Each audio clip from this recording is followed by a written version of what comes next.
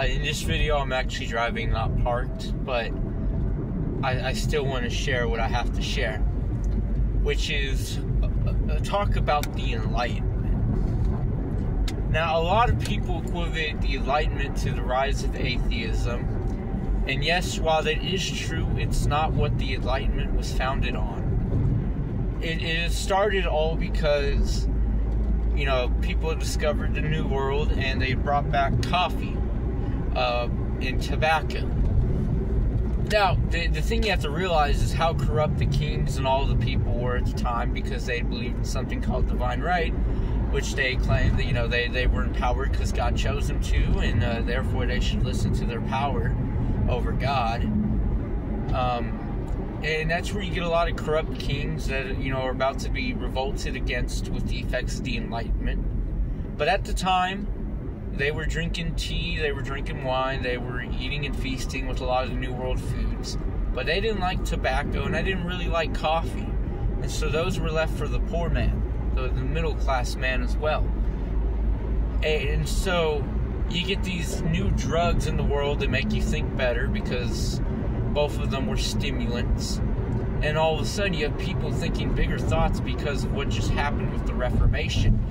People questioning the church's authority versus the scripture's authority. And so now people are questioning, whether these kings were righteous at all, which the answer was obviously no. And they began to call it an age of reason, putting rationality on tradition. And it was a nail in the coffin for the Catholic Church at the time with its vast amount of power. It had shown the common man that hadn't gone to America to follow a new denomination that the Catholics were just as corrupt as the kings, because they had favored traditional ways. And a lot of these people were looking into a lot of studies of the world, such as astronomy, medicine, or just, democracy. And you get all of these new views in the Enlightenment.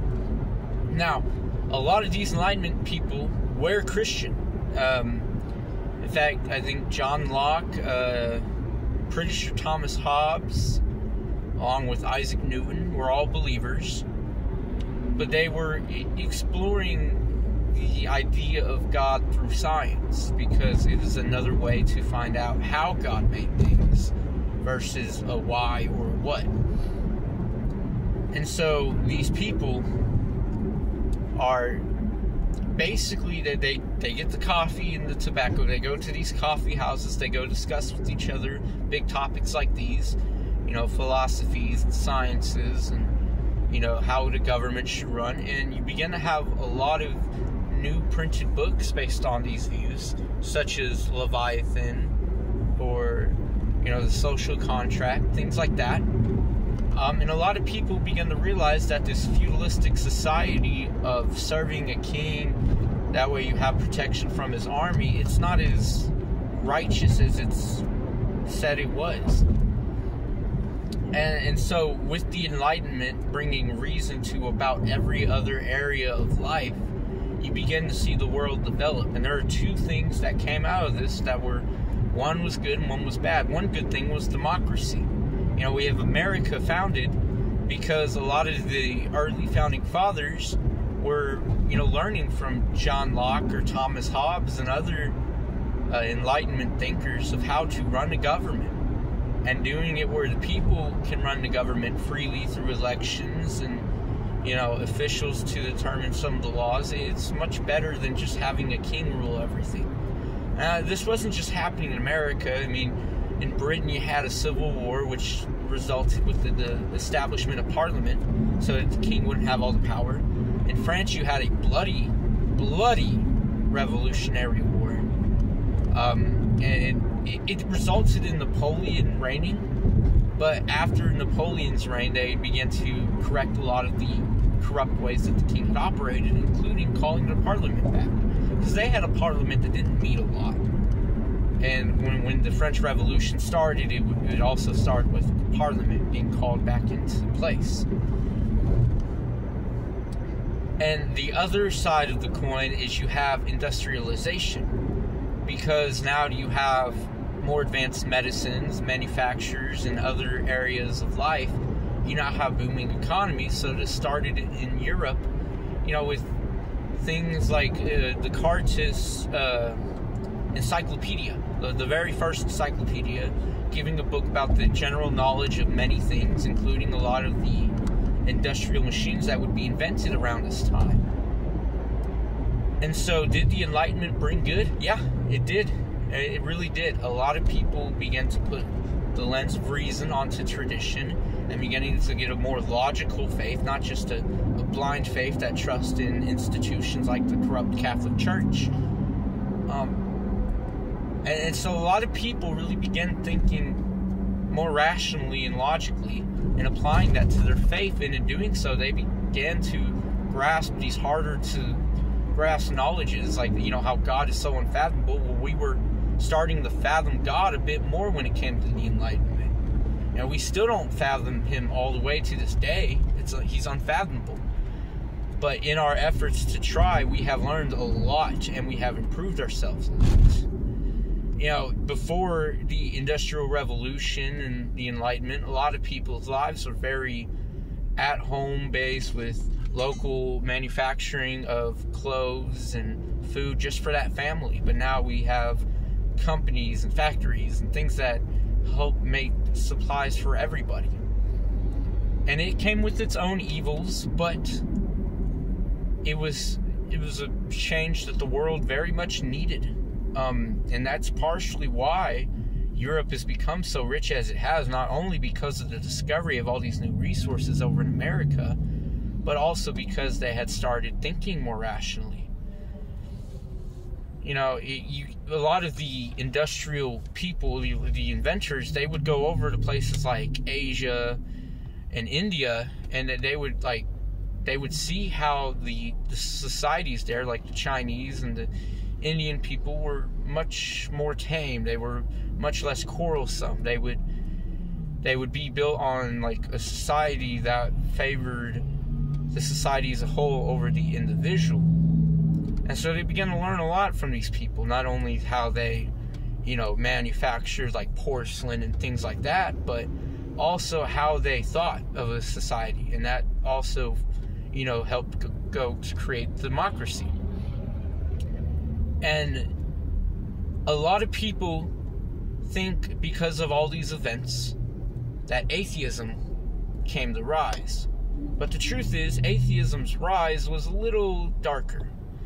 So to tell you about it, I have to tell you about the American Revolution first, because you have to see how different revolutions have affected societies. So you had the American Revolution. You had a group of colonists who were overtaxed, overexploited, and they wanted democracy. They wanted the ability to have taxation with representation. That way they could live more freely. And they were built on the idea of freedom of religion, that, that you shouldn't go to war over which denomination the country should follow. And the result is you get America, which, yes, it isn't a perfect country, but it was one of the best in all of history, just for its freedom and its rationality that came into its development. Now you go over to France, who had just helped America revolt, and you had King Louis the 14th had just built the Palace of Versailles, and had just collected a bunch of wealth from the Louisiana colony. And the way the wealth gap started to divide angered the common people. And so they start with revolts later on once they get to Louis the 16th, because things had gotten so much worse. They were eating bread that had like half the sawdust in it, like literally just not even real bread. And what does Marie Antoinette say? She says, oh, let them eat brioche, because that's healthy. Cake like bread, healthy for people. Totally not completely non-nutritional. It's probably no better than the sawdust bread. And the people get mad. They stormed the Bastille prison, and you have Bastille Day, where a lot of the prisoners got freed, and they took the weapons from the prison, and they started to revolt against the ruling class. And over the next couple of years, you see the aristocrats and the kings driven out of their power, and all of a sudden the people trying to make a democracy. But they couldn't unify in that democracy. They divided themselves into polarized politics, a lot like America's politics today. And it just resulted in a lot of bloodshed. I mean, Robespierre, the guy who invented the guillotine, killed over 40,000 people with that device, and he himself was brought to death by that device. And you have, Prussia and other nations trying to take, advantage of this revolution and trying to storm in. And so you have the French army occupied with that, allowing the people domestically to go into complete chaos. And all this resulted in was Napoleon, one of the major antichrists in history, to come in as a general and take power. Now, when I talk about Napoleon, I talk about him as like the second major antichrist in my books. And the way he established France was completely wrong, because during the revolution, a lot of people were clinging onto the Enlightenment ideas a little too hard, where they had started developing a celebration of reason in Enlightenment. So much so as they call themselves atheists, but they still have a belief in some kind of religion, because they have like the light festivals, and they had taken Notre Dame and turned into the Temple of Reason. And Napoleon comes in and undoes all that. And so that's how atheism came to be from the Enlightenment. And when Napoleon came in, he basically wanted to establish France as a new Rome. And I've noticed in history, whenever a dictator tries to turn things back to Rome, it typically is a dead giveaway that they're an antichrist. Hitler did the same thing with the Third Reich. He believed the First Reich was Rome, the Second Reich was the Holy Roman Empire, and the Third Reich was Nazi Germany. Napoleon believed the same thing. He believed he was establishing France as a new Rome, and he was very corrupt in doing so.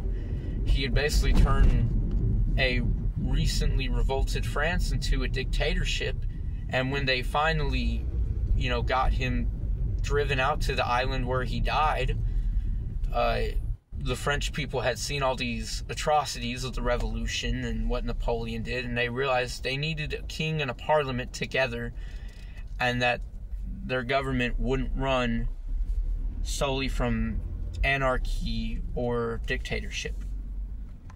And so that's kind of the basic story of the Enlightenment, how it affected a lot of the kingships in the area, how a lot of revolutions came about from it, and how atheism came about. Because a lot of atheists think that people like Isaac Newton were atheists. He wasn't. He was a believer. In fact, it was their faith, Descartes or John Locke, of which allowed him to come up with such great Enlightenment thoughts, because they had the foundation of stone from being Christian.